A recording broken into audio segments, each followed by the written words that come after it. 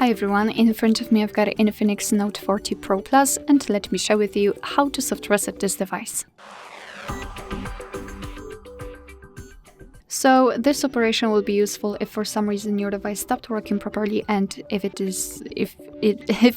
doesn't respond to your touches. You can try to soft reset it just by pressing the power button, which is located on the right side of your device, and press it long enough until you'll see the black screen and then the developer's logo. So let me press it.